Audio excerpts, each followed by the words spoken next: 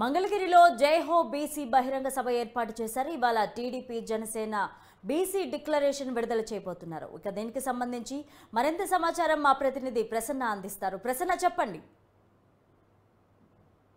మంగళగిరిలో BC declaration సభ అంటే ఎన్నికల ముందు బీసీలకి జనసేన టీడీపీ ఏం చేస్తారు ఏంటి అంటే ఒక క్లారిటీ ఇవ్వడం కోసం ఒక సభ ఏర్పాటు చేయడం జరిగింది మంగళగిరిలో.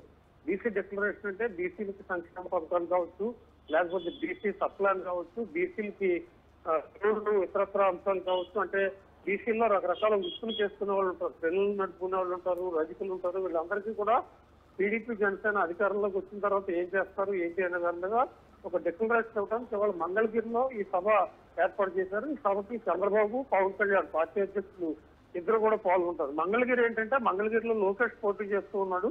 లోకేష్ నియోజకవర్గ పరిధిలో బీసీ సామాజిక వర్గం ఎక్కువగా ఉన్నారు మంగళగిరిలో. అందుకని మంగళగిరిలో ఈ సమావేశం ప్రధానంగా ఏర్పాటు చేయడం జరిగింది. మరి బీసీ డిక్లరేషన్ ఏ రకంగా ఇస్తారు? తెలుగుదేశం పార్టీ అంటే బీసీకి పంచుకోట, బీసీ బాగా పనిచేసామని చెప్పుకుంటారు. మరి ఈ రోజు సమావేశంలో బీసీ డిక్లరేషన్ ఏం చెప్తారు?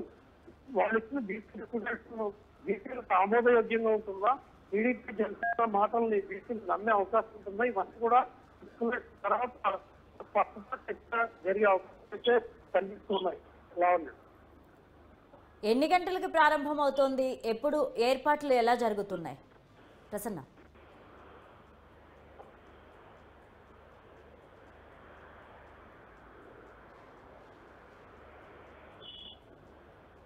సభ ఎన్ని గంటలకి ప్రారంభం అవుతుంది?